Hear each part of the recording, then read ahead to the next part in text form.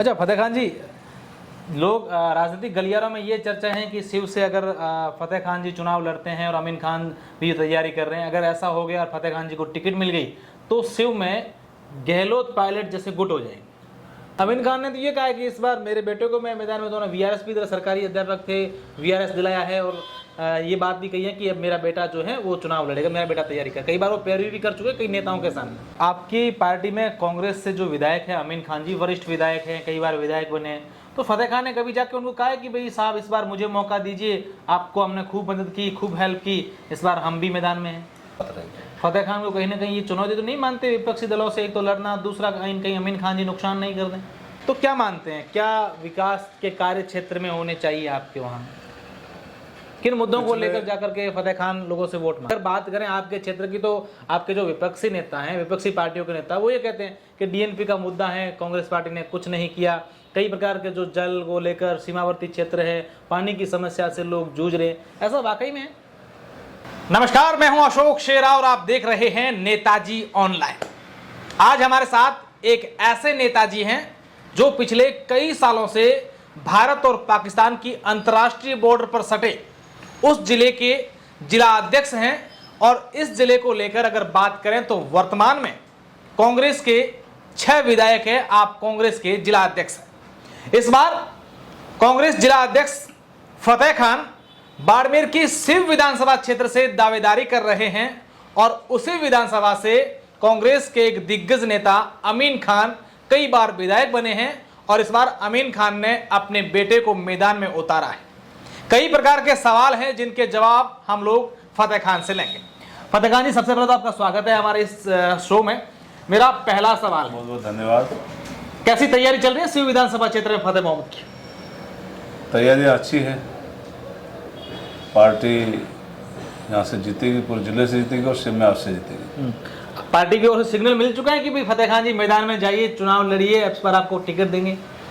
ऐसा अभी किसी पार्टी में तय नहीं हुआ, लेकिन लोग अपने अपने हिसाब से सब तैयारी कर रहे हैं। उस हिसाब से मैं भी पिछले 30 से 33 साल से पार्टी में काम कर रहा हूँ और इस बार हमारे जो नेता थे आदरणीय अमीन साहब, वो बुजुर्ग हो गए, उन्होंने पहले घोषणा कर दी थी कि मैं इलेक्शन अगला नहीं लड़ूंगा, इसलिए मैंने भी तैयारी की और मैं भी अगला इलेक्शन लड़ने की। अमीन खान ने तो ये कहा है कि इस बार मेरे बेटे को मैं मैदान में, दोनों वीआरएस भी सरकारी अध्यापक थे, वीआरएस दिलाया है और ये बात भी कही है कि अब मेरा बेटा जो है वो चुनाव लड़ेगा, मेरा बेटा तैयारी कर। कई बार वो पैरवी भी कर चुके कई नेताओं के सामने की होगी, लेकिन हमारे सामने ऐसी कोई बात नहीं है।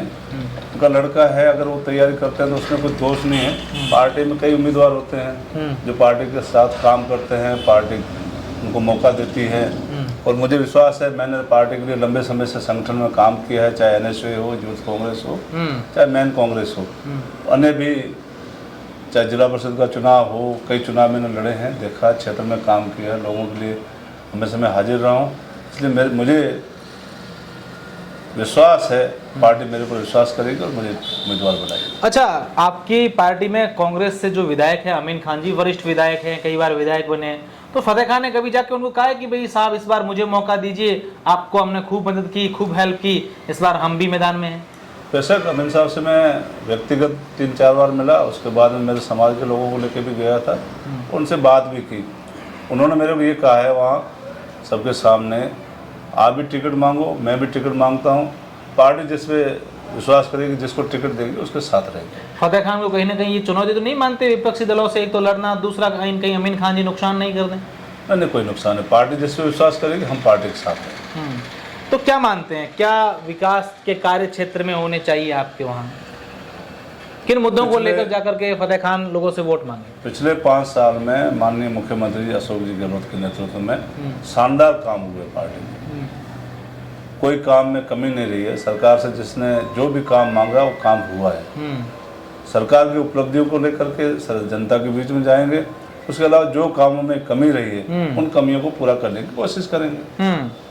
क्या कमी रही है फतेह मोहम्मद को? क्या लगता है कि हाँ ये काम जो है, अगर पार्टी मुझे टिकट देती है, मैं विधायक बन जाता हूं, तो सबसे पहले जाके मेरे क्षेत्र में ये काम करेंगे? अगर बात करें आपके क्षेत्र की तो आपके जो विपक्षी नेता हैं, विपक्षी पार्टियों के नेता, वो ये कहते हैं कि डीएनपी का मुद्दा है, कांग्रेस पार्टी ने कुछ नहीं किया, कई प्रकार के जो जल को लेकर सीमावर्ती क्षेत्र है, पानी की समस्या से लोग जूझ रहे हैं, ऐसा वाकई में है? डीएनपी का मुद्दा राजस्थान सरकार का नहीं है, भारत सरकार का है। कांग्रेस पार्टी ने हमेशा प्रयास किए हैं, इसमें मूलभूत सुविधाओं का जो अभाव है उसकी समस्या आ रही है और मूलभूत सुविधाएं लोगों को मिलनी चाहिए। इसके उनकी पैरवी भी कांग्रेस पार्टी ने की है, लेकिन ये भारत सरकार का मुद्दा है, वो उस लेवल हल नहीं हुआ। दूसरा मुद्दा पीने के पानी का है। पीने के पानी के लिए अशोक जी की जो सरकार थी 2008 से 13 तक, उसमें बहुत बड़ा प्रोजेक्ट इंदिरा गांधी नहर से शिव पंचायत समिति के सभी गांव और नर्मदा प्रोजेक्ट से तहसील गडरा रोड, तहसील रामसर के समस्त गांव उसमें जोड़ने का काम शुरू हुआ था। बीच में राज चेंज हो गया, बीजेपी का राज आ गया, उसमें ये दोनों प्रोजेक्ट रुक गए, एक पैसे का काम नहीं हुआ। उससे लेकर के काफ़ी जगह लोगों में इस शिकायत रही, पानी नहीं पहुंच रहा है। लेकिन इन 5 सालों में इन प्रोजेक्टों का काम लगभग 80% पूरा हो चुका है और आने वाले समय में हम कोशिश करेंगे, राज कांग्रेस का बनेगा और जनता हमें मौका देगी तो उसकी पैरवी करके समस्त गाँव में, समस्त ढाणियों में पीने के पानी की सुविधा कराएंगे। तीसरा बड़ा मुद्दा है इस क्षेत्र का शिक्षा को लेकर। सरकार ने स्कूलों को खोलने में कोई कमी नहीं रखी, चाहे सीनियर सेकेंडरी स्कूल हो, चाहे गर्ल्स स्कूल हो, शिक्षक नहीं है स्कूल तो खूब प्राइमरी स्कूल हो। शिक्षकों की जो भर्तियां थी, भर्तियां किन्हीं कारणों से रुकती रही, तो उसमें कोई न अड़चन आती रही। लेकिन अभी सभी भर्तियां प्रोसेस में, जल्दी उसका भर्तियों का काम पूरा होगा। फिर भी अगर कोई कमी रहेगी तो उसको पूरा करने की कोशिश करेंगे। इसमें एक बात मैं जोड़ दूं, पहले बाड़मेर का और हमारे शिव विधानसभा का शिक्षा का स्तर काफ़ी पीछे था, अब वो परिस्थिति नहीं है। पिछली जितनी भी भर्तियाँ हुई उन भर्तियों में बाड़मेर जिले के लड़कों ने चाहे लड़कियों ने, जितने भी अभ्यर्थी थे, अच्छी मेहनत की और अच्छी संख्या में उनकी भर्तियों में नंबर आए हैं। तो उम्मीद है आने वाली इन भर्तियों में लगभग सभी पोस्टें भर दी जाएगी।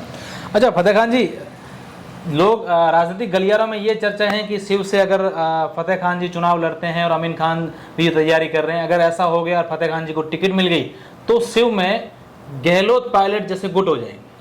नहीं, अमीन खान जी कट्टर कांग्रेसी आदमी हैं, वो ऐसी कोई बात नहीं करते हैं और उनके मन में चाहे शेर मोहम्मद हो चाहे फतेह खान, हम दोनों सगे भाई की तरह रहे हैं हमेशा। और अभी छोटा मोटा टिकट को लेकर के कोई बड़ा मन मुटाव नहीं है, हम साथ जाते हैं, साथ उठते हैं, साथ बैठते हैं। पार्टी जिस पे विश्वास करेगी तो मुझे विश्वास है, अगर मेरे पे विश्वास करेगी तो शेर मोहम्मद जी और अमीन खान जी मेरे साथ रहेंगे। कांग्रेस पार्टी की ओर से और भी कोई मैदान में एक दो नाम तो और भी आ रहे हैं? कोई सीरियस उम्मीदवार नहीं, नाम तो शायद कोई भी ले सकता है, किसी का ले सकता है, कोई सीरियस उम्मीदवार भी नहीं देखा। अच्छा, क्या लग रहा है बीजेपी को नहीं चाह करके कांग्रेस को वोट क्यों देंगे जनता सिर्फ की? आपने देखा होगा हमेशा किसी भी पार्टी का राज रहा हो, उसमें लगभग 1 साल से 1.5 साल पहले लोगों में एंटी इनकमेंसी जरूर आ जाती है। सरकार के प्रति विरोध, सरकार के प्रति आक्रोश, काम नहीं हुए, ये नहीं हो रहा, वो नहीं हो रहा, उसको लेकर के हमेशा। लेकिन इस टर्म में आपने महसूस किया होगा पूरे राजस्थान में, विशेष करके बाड़मेर में आपने देखा बीजेपी ने यहाँ जन आक्रोश रैलियाँ निकाली। आपने विधानसभा मुख्यालय पे देखा होगा, तादाद थी वो 3 अंकों में बड़ी मुश्किल से पहुंच पा रही थी। जब जिला मुख्यालय पे बीजेपी का प्रदेश अध्यक्ष और पश्चिमी राजस्थान के धुरंधर नेता जो बीजेपी अपने आप को मानते हैं, माननीय गजेंद्र सिंह जी, माननीय कैलाश चौधरी जी और भी उनके साथ कई नेता जहाँ हाजिर हुए, और उसमें संख्या आपने देखी होगी, आपने कवर किया होगा, मुश्किल से 1000 से 1500 लोग आते हैं। तो ये साफ संकेत है, लोगों में कोई आक्रोश नहीं है, कोई जन आक्रोश नहीं, कोई एंटी इनकमेंसी नहीं है और आलिशान काम हुए, उस काम को देखते हुए जनता पूरा विश्वास करे। फतेह खान जी, मेरे जहन में एक सवाल आ रहा है कि हमने कई बार देखा है सीएम अशोक गहलोत के जब यहाँ दौरे हुए, हाल ही के दौरे की बात करें तो रात को 2 बजे आपके समर्थक आते हैं, भारी संख्या में यहाँ पर लोग आते हैं और मांग करते हैं कि साहब इस बार फतेह खान को मौका दो। फिर चौटन में जब सीएम साहब आते हैं तब भी कहते हैं और फतेह खान और क्या हाल है। मतलब कहीं ना कहीं आलाकमान भी तो ये चाहता है, ऐसा लग रहा है, या जिस तरीके से जनता का आपके प्रति रुख बढ़ रहा है? लोगों की भावना है। आदरणीय अमीन खान जी बहुत बड़े बुजुर्ग हो गए हैं, उनकी उम्र 85 साल के आसपास है।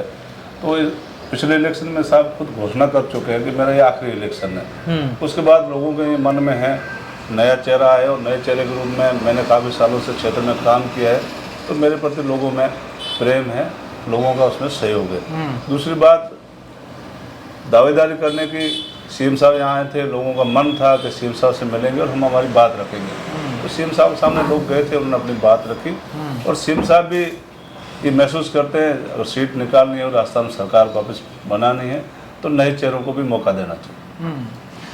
कहीं ना कहीं ये बात भी है कि आपकी जो समर्थक जो लोग हैं आपके पसंद करते हैं, वो लोग कहते हैं कि क्या अमीन खान जी तो पूरा एक ही परिवार से परिवारवाद कर रहे हैं, कभी आप वहाँ बनते हैं, कभी वहाँ बनते हैं, कभी इधर बनते हैं।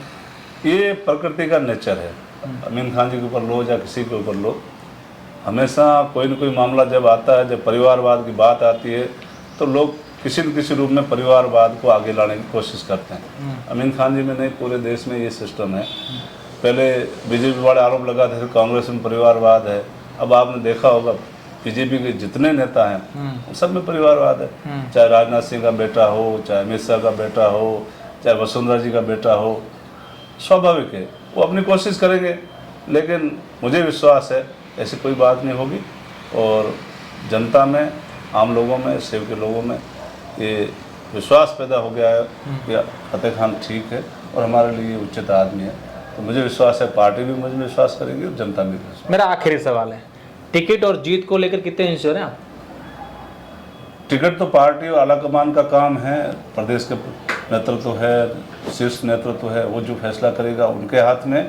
लेकिन जीत के बारे में आपको बता दूं, अगर पार्टी मुझे विश्वास करेगी तो हम 100% जीतेंगे। फतेह मोहम्मद का साफ तौर पर दावा है कि अगर पार्टी मुझ पर विश्वास करेगी तो हमारी 100% जीत होगी। लेकिन ये देखने वाली बात होगी कि वर्ष 2023 के विधानसभा चुनाव होंगे, उन चुनावों में शिव की जनता किसके सर पर विधायक का ताज रखती है। बहुत बहुत शुक्रिया, धन्यवाद। धन्यवाद।